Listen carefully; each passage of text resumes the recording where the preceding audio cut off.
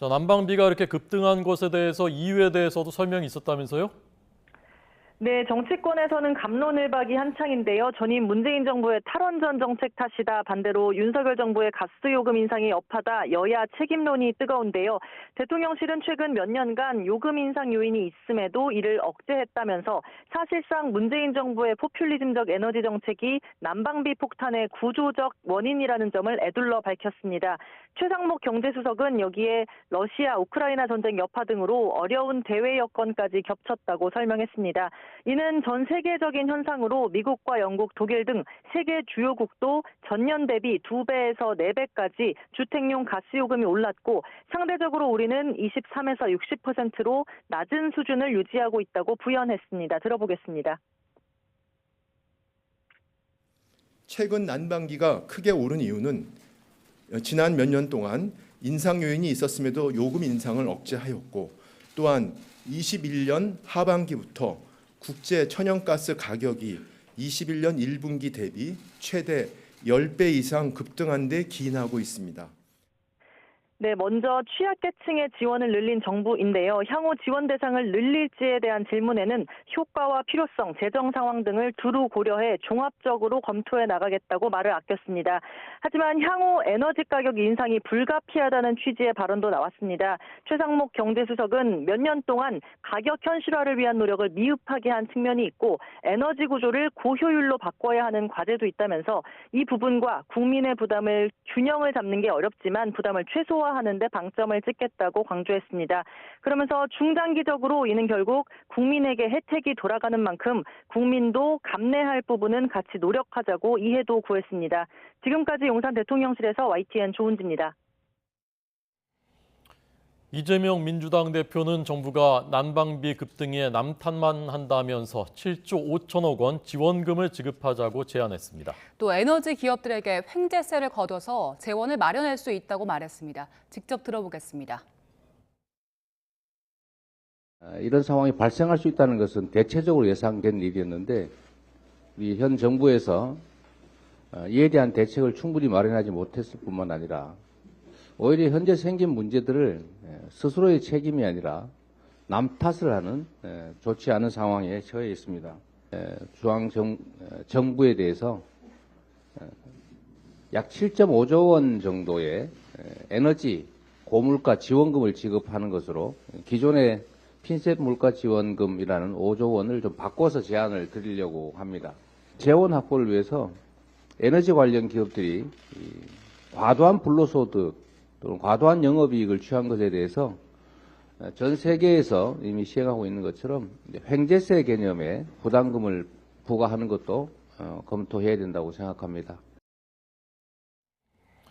가스요금 폭등 여파가 대중교통 그리고 자동차 제조업계로도 파급되고 있습니다. 가스요금을 체납해서 운행을 멈춘 시내버스도 있습니다. 이승윤 기자입니다.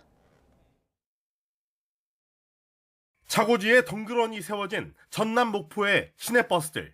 시민들은 한 달 넘게 버스 대신 택시나 자가용, 비상 수송 차량을 타며 불편함을 감내하고 있습니다.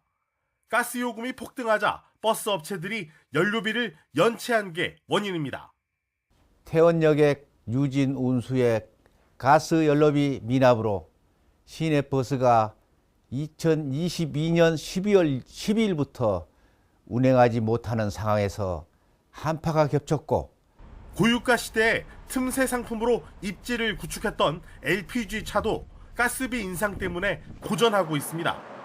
국내에 등록된 LPG 차는 지난 2008년 전체 자동차 등록 대수의 13.8%를 차지했지만 지난해 말엔 절반 수준인 7.5%로 급감했습니다. 153만 대까지 늘어난 전기 하이브리드, 수소 등 친환경차가 올해 LPG차 대수를 역전할 가능성이 큽니다. 지난해 말 LPG 신차 판매량과 신차 중 LPG 차량 비중이 1년 전과 비교할 때 급감하는 추세이기 때문입니다. 실제 지난해 가스요금은 주요 수출국인 러시아가 경제 제재로 수출이 묶이면서 가파른 오름세를 보였습니다. 지난해 가스 수입액은 567억 달러로 역대 최대였고 올해 1월 1일부터 20일까지도 1년 전보다 14.1% 늘었습니다. 가스비 인상이 민생 문제로 떠오르자 일단 정부는 산업용 가스요금을 적용한 사회복지시설에 가장 저렴한 일반용 가스요금을 적용하고 이미 청구된 요금은 환급해 주기로 했습니다. YTN 이승윤입니다. 네, 조금 전 그 에너지 바우처가 이제 한 달에 30만 원인지 저도 이제 확실치가 않아서 갑자기 물어본 건데 정확하지 않은 상태에서 이제 답변을 했는데 한 달에 30만 원이 아니라 1년에 30만 원이라고 합니다. 자, 오늘 국민의힘 지도부가 윤석열 대통령 초청으로 대통령실에서 오찬을 함께했습니다. 어떤 얘기들이 오갔을까요? 자세히 듣겠습니다. 조성호 기자 나오십시오. 네, 국회입니다. 네, 오늘 많이 주목받은 자리였는데요. 오늘 오찬 소식 자세히 전해주시죠. 네, 정진석 비상대책위원장과 주호영 원내대표, 성일종 정책위 의장 등 국민의힘 지도부가 용산 대통령실에서 윤석열 대통령과 오찬을 했습니다. 예정됐던 낮 12시보다는 조금 늦게 시작해서 지금도 진행 중인 것으로 파악이 되고 있습니다. 지난해 11월 한남동 관저 만찬 이후에 2달 만에 여당 지도부와 대통령이 함께 식사한 건데요. 윤 대통령은 아랍에미리트와 스위스 순방 성과를 공유하고 노동과 교육, 연금 개혁 등 국정과제 이행을 위한 여당의 역할을 당부한 것으로 알려졌습니다. 특히 나경원 전 의원의 당대표 선거 불출마를 비롯해 여당 전당대회와 관련한 이야기가 오갔는지도 주목됩니다. 주요 당권 주자들은 보폭을 넓히고 있습니다. 김기현 의원은 오늘 오후 김무성 전 의원을 중심으로 하는 당의 전현직 의원들 모임인 마포 포럼에 참석해 지지를 호소합니다. 안철수 의원은 아침에 인천 경영 포럼에서 강연한 데 이어 오후에는 마포갑 당협 당원 간담회에 참석해 수도권 당심을 공략합니다. 두 의원 모두 나 전 의원을 지지하던 당원들 마음을 붙잡으려는 의지도 시사했는데요. 직접 들어보시겠습니다. 우리 그 보수 정당을 지켜온 영원한 당원 동지 아닙니까? 네. 그러니까 당연히 영원한 당원 동지로서 해야 될 역할을 서로 나누고 같이 공유하고 해야 되죠. 정도 아마 시간이 저는 필요하시리라고 생각합니다. 어느 정도 좀 마음도 좀 가라앉으시고 할 때 한번 뵈려고 합니다. 국민의힘 전당대회 선거관리위원회는 오늘 회의를 열고 예비경선 방법을 확정할 예정입니다. 본선행 당대표 후보를 4명 안팎으로 줄이는 방안이 유력하게 거론되고 있습니다. 네, 자 이재명 대표 이제 검찰 출석 이틀 남았는데 오늘 지방으로 갔다면서요? 네, 1박 2일 일정으로 전북을 찾았습니다. 이재명 대표는 잠시 뒤에 전북 정읍에 있는 한우농가와 가축시장을 방문하고 축산농민 정책 간담회를 열어서 농가 고충을 들을 예정입니다. 전주에서 진행될 찾아가는 국민보고회 전북편에서는 지지층 앞에서 윤석열 정부를 비판하며 민심 다지기에 나설 걸로 보입니다. 모레 검찰 출석이 예정돼 있는 만큼 검찰 수사와 관련해 직접 언급하기보다는 민생 우선을 강조하면서 사법 리스크를 정면 돌파하려는 취지의 일정으로 해석됩니다. 이에 앞서 이 대표는 간첩 조작 사건 피해자 유우성 씨를 비롯한 국가폭력 피해자들과 간담회에서 국가폭력범죄 시효 폐지 입법의 필요성을 강조했습니다. 들어보시죠. 국가폭력에 대한 이런 제도적 면죄부를 이제는 그만둘 때가 됐습니다. 주어진 권력을 폭력 범죄에 사용하거나 또는 그 폭력 범죄를 비호하는 데 사용하게 되는 것은 자기 모순이라는. 네, 지난달 북한 무인기 우리 영공 침범에 대해서 우리 군이 오늘 국회에서 현안 보고를 했다고요? 네, 국회 국방위원회에서 오전에 한 차례 설전을 벌인 여야는 조금 전인 오후 2시부터 전체 회의를 다시 이어가고 있습니다. 야당은 군 당국이 현안 보고에서 미흡했던 대응에 대해 설명하면서도 책임자 문책 계획은 밝히지 않은 것을 질타했습니다. 들어보시죠. 이 정부의 특징이 그래요. 무슨 일이든지 나오면 책임지는 사람이 없어요. 어떤 상황이 나와도 책임 아무도 안 져요. 이건 정말 말 그대로 무책임입니다. 김승겸 합참의장은 검열 결과를 검토해 조치하겠다고 밝혔지만 여당은 군의 사기를 고려할 때 처벌이 능사가 아니라고 지적했습니다. 이 내용도 들어보시겠습니다. 검열 결과에 대해서 책임자를 처벌할 생각입니까? 검열 결과에 따라서 책임 소재의 내부분은 좀 더 신중하게 검토해서 필요한 조치를 할 예정입니다. 처벌이 능사가 아니다. 작전 수행 결과를 놓고 군인들을 처벌할 경우 군인들은 소신을 못 가지고 자신감과 사이가 떨어지게 됩니다. 민주당 간사인 김병주 의원이 자신의 북한 내통설을 주장한 국민의힘 간사 신원식 의원과 설전을 벌이기도 했습니다. 들어보시겠습니다. 적반하장격으로 사과는 하지 않고 오히려 당정대가 조직적으로 저를 내통했다, 북한과 내통했다는 주장을 하고 있습니다. 제가 제기한 북한 내통설은 구체적 사실에 대한 확정적 표현이 아닙니다. 의문을 제기한 겁니다. 어떻게 설명을 해봐라. 근데 스스로 북한 내통설이다, 간첩으로 몰았다. 북한 무인기 일부가 대통령실 부근 비행 금지 구역을 침범한 만큼 경호처장과 국가안보실장을 국방위에 출석시켜서 경호 실패를 따져야 한다는 야당 주장에 여당은 대통령실 관계자를 부르려면 운영위를 열어야 하는 만큼 정치 공세라고 맞받으며 한때 파행을 빚기도 했습니다.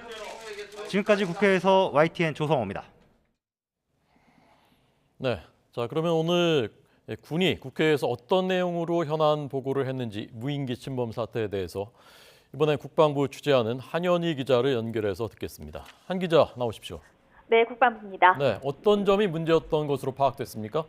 네, 군은 이 북한 무인기 작전 수행 체계인 두루미를 이 무인기가 침범한 지 무려 1시간 반이 지나서 뒤늦게 발령했다. 이런 지적을 받아왔는데요. 검열 결과 당시 북한 무인기 침범 상황이 1군단에서 지상작전사령부와 수도방위사령부 등에 신속하게 전달되지 않아서 이 상황 전파와 평가에 오랜 시간이 걸렸던 것으로 나타났습니다.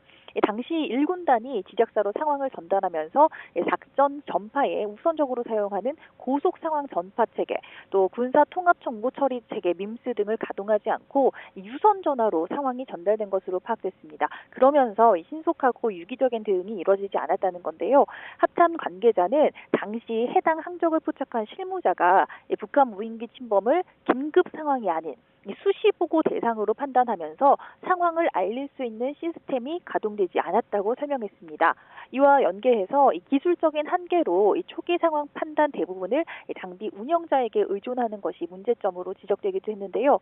합참은 이런 문제점을 지적하면서도 현실적인 제약도 함께 거론했습니다. 레이더에 민간 항공기, 셋대, 드론 등 하루 평균 수천 개의 항적이 포착돼서 대응에 현실적인 한계가 있고, 또 현재 보유한 장비로는 제때 탐지가 어렵고, 또 사거리와 민간 피해 등을 고려할 때 단거리 방공 무기로 타격이 어렵다는 건데요.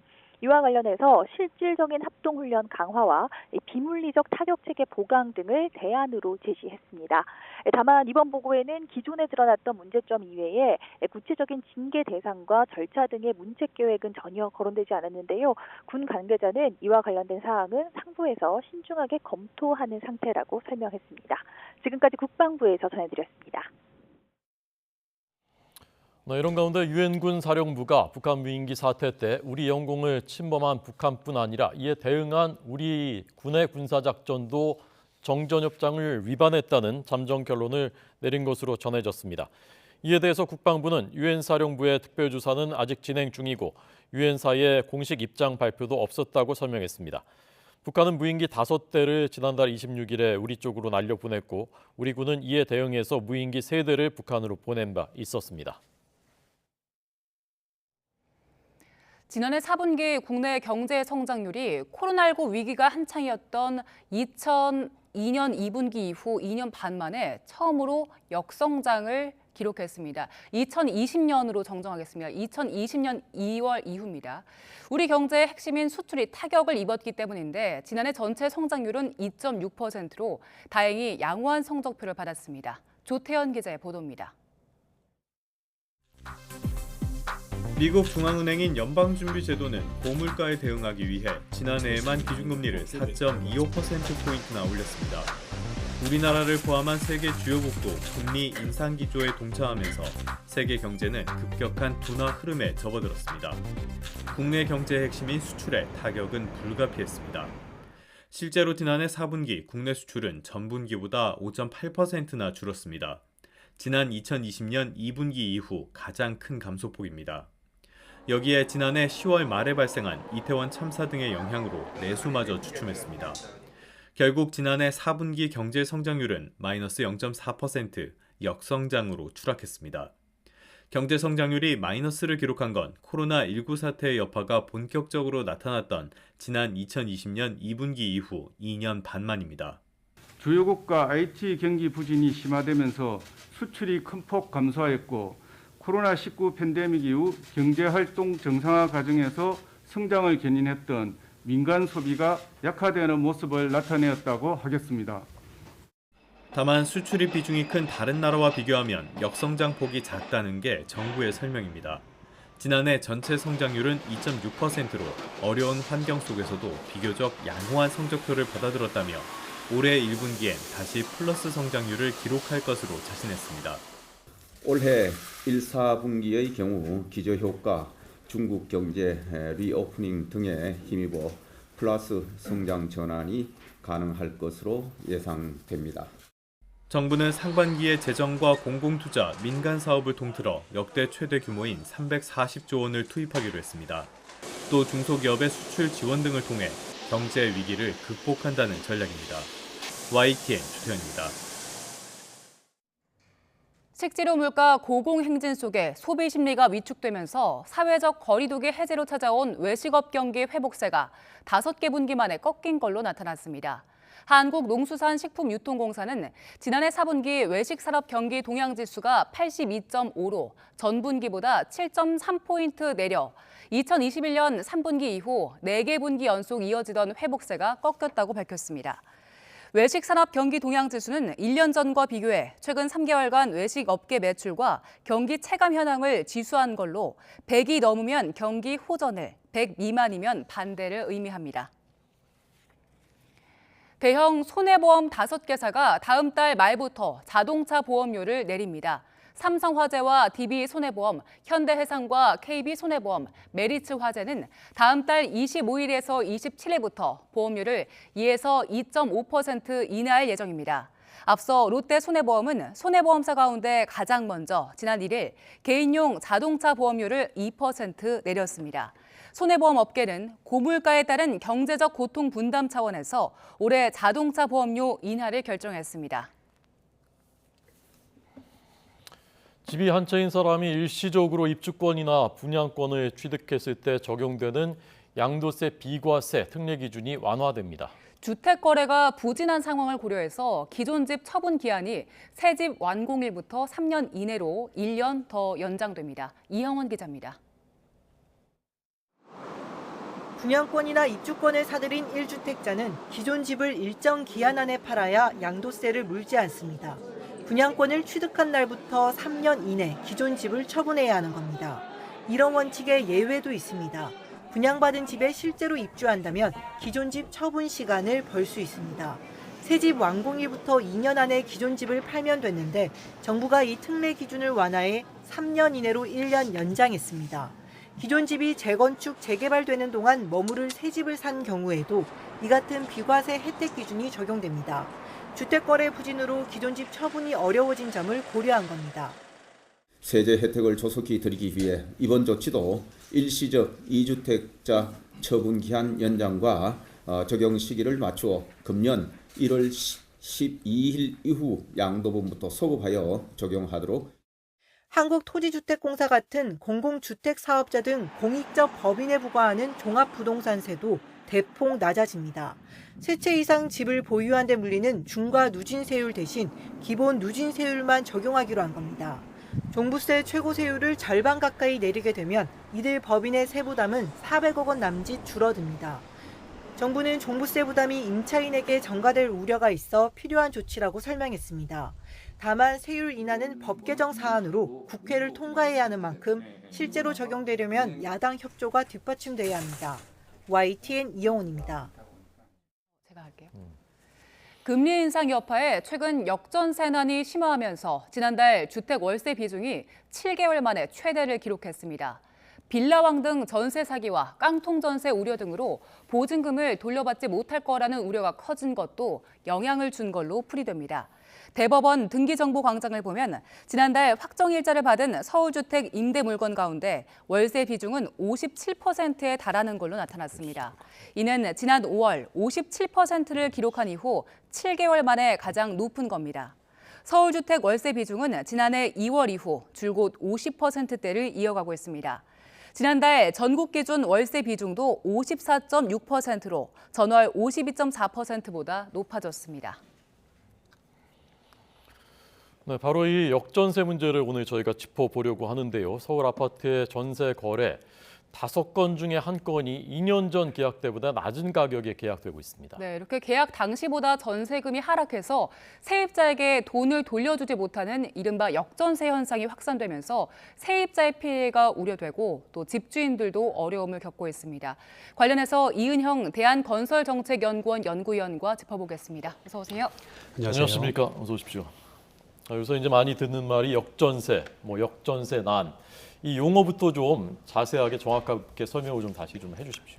네, 알겠습니다. 자, 일반인들이 생각하시기에 보통 역전세라고 하는 것은 종전에 계약했던 전세 계약 금액보다 시간이 지난 후에 새로 계약하는 금액이 더 낮아진 것을 의미합니다. 네. 자, 이런 부분은 집값, 그러니까 우리가 흔히 얘기하는 매매 가격이죠. 매매 가격과 함께 생각하면 이해가 쉽습니다. 일반적으로 전세 가격은 집값보다 낮게 책정됩니다. 네네. 그래서 한 시점에서 만약에 집값이 이 정도 수준이었다고 한다면은 당연히 전세 가격은 이것보다 낮게 책정이 되겠죠. 그런데 이 이후에 집값이 오르게 된다면 전세 가격도 오를 겁니다. 그런데 만약에 처음 계약한 전세 가격보다 집값이 같아지거나 낮아지게 되면 당연히 이 다음에 계약하는 전세의 계약 가격은 이것보다 같이 낮아져야 됩니다. 근데 이렇게 되면 처음에 계약한 사람은 이 정도 금액에서 계약을 했는데 2년 뒤에 다시 갱신을 하려고 보니 가격이 낮춰져 있더라. 이렇게 되는 겁니다. 자, 이렇게 되면 이 발생한 차익만큼 집주인과 협의를 해서 전세금을 돌려받거나 아니면 이 금액을 돌려받기 힘들다면 오히려 임대인이 세입자에게 이 금액에 해당하는 만큼의 이자를 주는 식으로 진행이 됩니다. 이런 부분들이 지금 세간에서 이슈가 되고 있는 역전세난의 내용이라고 할 수 있습니다. 그렇군요. 그러면 최근에 전세가가 떨어진 건 매매 가격이 떨어져서 동반된 현상인 거예요? 네, 맞습니다. 그게 가장 큰 내용입니다.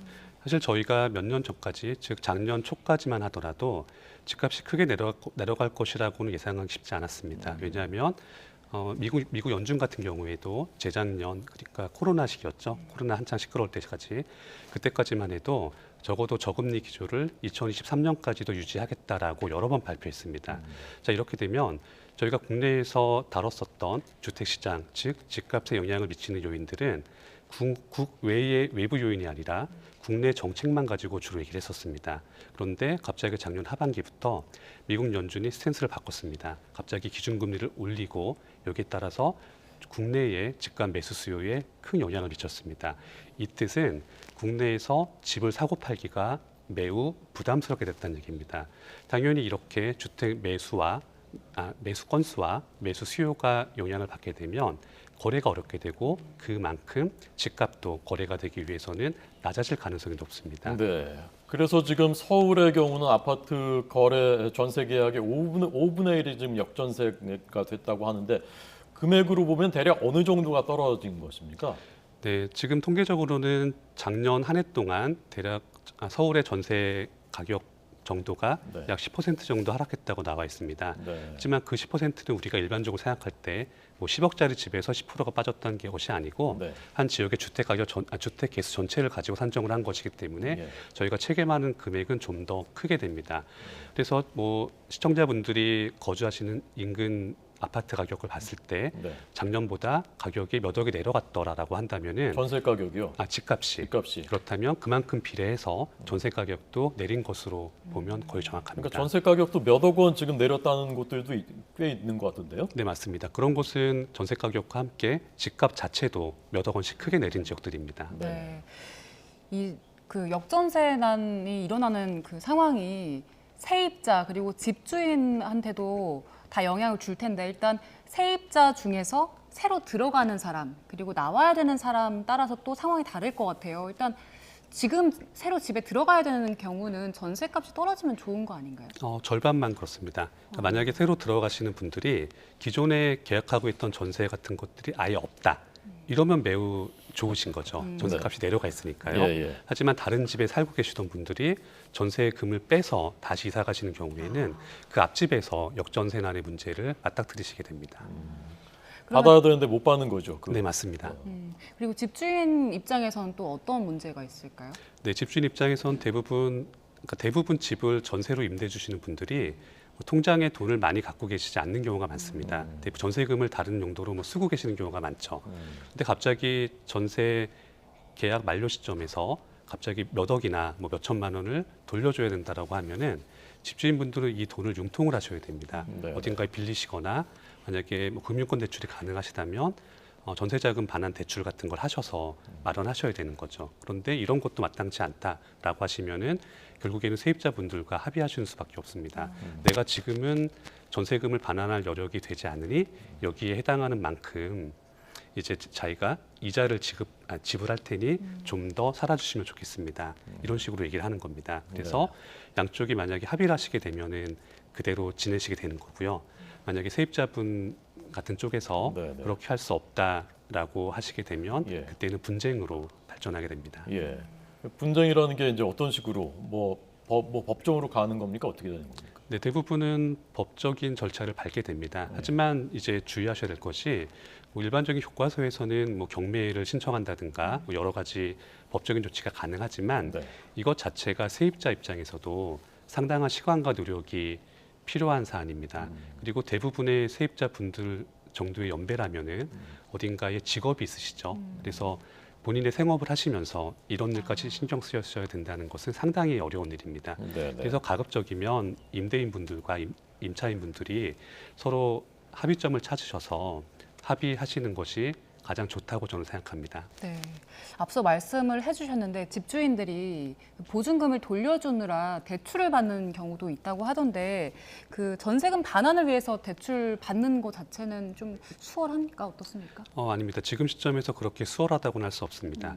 왜냐하면 대출이라고 하는 것 자체는 대출을 실행하시는 차주의 신용도나 기타 여건을 보고 금융기관이 돈을 내어주는 겁니다. 그런데 이제 지금처럼 이제 그 전세를 준 대상 주택에는 대출이 없을지라도 임대인 분께서 다른 용도의 대출이 있는 경우가 있습니다. 이렇게 되면 이제 작년부터 이슈가 됐던 DSR 차주 규제에 좀 제한을 받을 가능성이 있습니다. 그리고 일각에서는 특례 보금자리론 같은 것도 용도로 가능하다고 하지만 이제 이런 경우에는 주택의 금액 제한 같은 것들이 걸려 있습니다. 그래서 너무 비싼 집에서는 이걸 사용할 수가 없다든가 하는 제한들이 있기 때문에 사실 대출을 해서 세입자에게 전세금을 돌려준다는 것이 모든 임대인 분들이 쉽게 하실 수 있는 방법은 아닙니다. 네.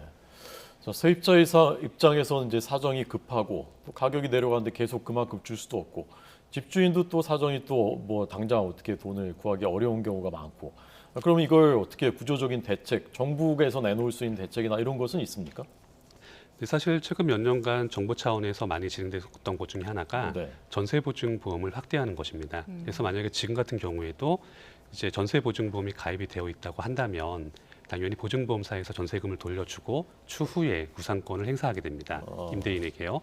그런데 이것도 그렇게 완벽한 방법이라고 할 수는 없는 것이 사실 비용 부담이 좀 있습니다. 왜냐하면 보증보험료라고 하는 것이 그 보증 가액, 즉 전세금의 규모에 따라서 변동하기 때문에 전세금이 크신 분들은 이 금액이 좀 부담스러우셔서 잘 하지 않는 경우가 많으십니다. 그래서 그 다음으로 택할 수 있는 방법들은 우리가 흔히 아는 것들, 이제 일반적으로 이사 가실 때 대항력을 받는 방법들이 있죠. 전입신고 같은 것들. 그런데 이미 수십 년 전에도 바로 요 역전세 사안 때문에 이제 문제가 돼서 도입이 된 것이 전세권이라고 하는 제도입니다. 즉 세입자분들이 이 집에서 모두 이사를 가시더라도, 즉 일반적인 전입신고에 따른 대항력을 상실하는 상황이 발생을 하시더라도 전세권이라고 하는 등기상의 제도를 통해서 만약에 이 집이 경매에 넘어갔다든가 어떤 상황이 발생했을 때 가급적 선순위로 전세금을 받을 수 있는 제도가 이미 마련되어 있습니다. 그 때문에 뭐 제일 편한 방법은 보증보험이겠지만 이것이 좀 마땅치 않다고 하는 경우에는 전세권도 생각을 할 수 있으시고요. 그리고 역시 가장 원활한 방법은 임대인과 적절히 합의하시는 것이 가장 좋다고 할 수 있습니다. 네, 합의가 제일 좋은 방법이라고 알려주셨는데 지금 그 3월에 이사철이기도 한데 근데 지금 내가 살고 있는지 그냥 그대로 재계약을 하고 싶다 하는 분들도 계실 거예요. 근데 금액이 많이 떨어진 경우에는 계약 다시 어떻게 해야 되나요? 네, 이런 경우에는 전세금 자체가 시세와 차이가 나기 때문에 금액을 낮춰서 감액 계약을 하시는 것이 가장 현실적입니다. 그리고 감액을 했을 때 집주인분께서 전세금을 돌려줄 돈이 충분치 않다고 하시다면 그 금액만큼의 이자를 거꾸로 지급받는 것도 하나의 방법입니다. 네. 이은영 대한건설정책연구원 연구위원에게 들었습니다. 고맙습니다. 네, 감사합니다.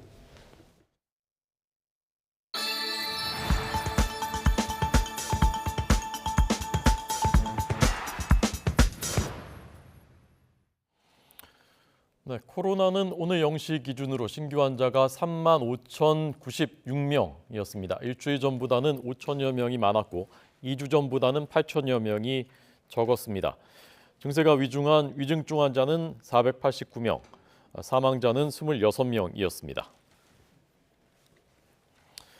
코로나19 피해 보상금을 확대하라고 요구해온 단체의 대표가 후원금 수천만 원을 빼돌린 혐의로 경찰 조사를 받고 있습니다. 경기 파주경찰서에 입건된 백모 씨는 지난해 6월 코로나19 손실보전금 사각지대에 놓인 소상공인을 대변하는 단체를 만든 뒤에 반년에 걸쳐서 회원들에게 후원금을 받아서 빼돌린 혐의를 받고 있습니다. 뇌전증인 것처럼 꾸며서 병역 의무를 다하지 않은 혐의를 받고 있는 유명 프로게이머 출신 코치, 또 의사, 골프 선수, 또 이들을 도운 혐의를 받고 있는 브로커 등 22명이 기소됐습니다.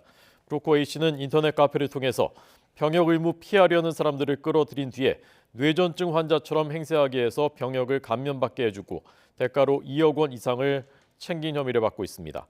프로게이머로 이름을 알렸던 유명 코치, 또 의사, 골프 선수 등 병역 의무자들은 A씨가 상담해준 대가로 돈을 내고 병역을 감면받은 혐의를 받고 있습니다. 대마를 수시로 피우거나 판매한 재벌가 3세, 또 유학생, 연예인 등이 검찰에 적발됐습니다. 일부는 미성년자 자녀가 있는 집에서 대마를 키우기도 했고 임신 중인 아내와 함께 태교 여행을 간다면서 그 여행에서 또 대마를 피우기도 했습니다. 임성호 기자 나오십시오.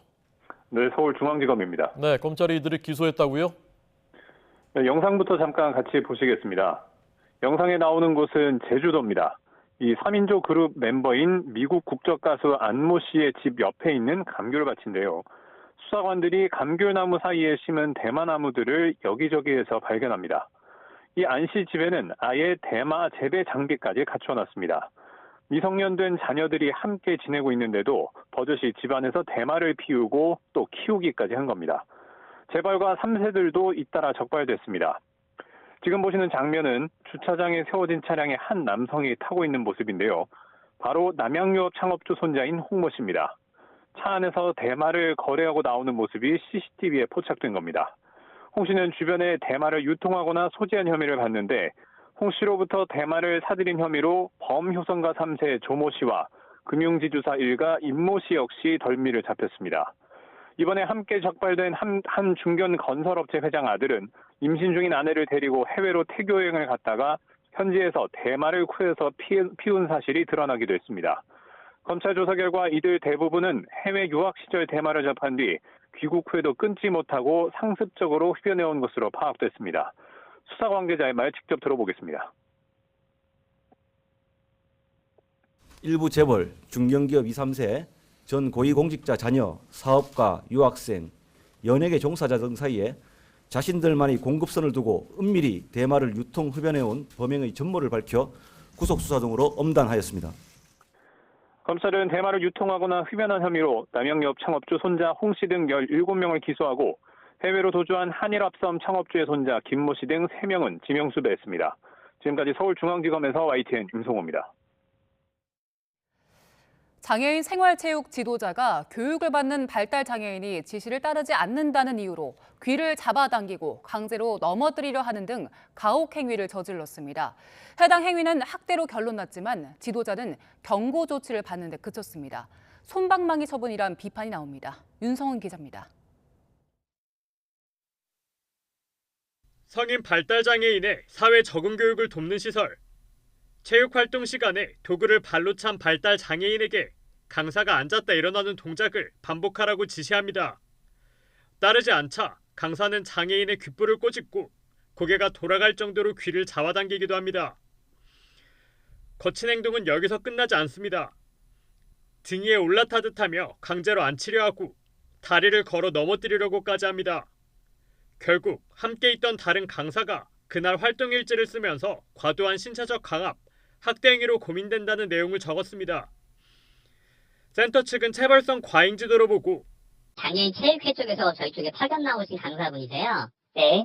그래서 그분에 대해서는 저희 쪽에서는 장애인 체육회 쪽에다가 그분이 더 이상 저희 쪽에 와서 강의하시는 거에 대해서는 저희가 중지를 시켰고요. 그리고 학대 의심 사례에 대해서는 저희가 장애인 체육회 쪽에다가 일단 통지는 했어요. 네. 보건복지부 산하 장애인 권익 옹호기관에도 신고했습니다. 학대라는 결론과 함께 강사의 기본적인 소양과 인권 감수성에 문제가 있어 보인다며 개선이 요구된다는 판단이 나왔습니다.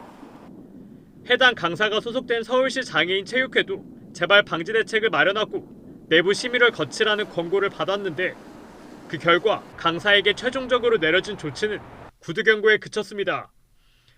반성하고 있고 피해 장애인 측에 사과돼서 문제가 일단락됐다는 게 이유입니다.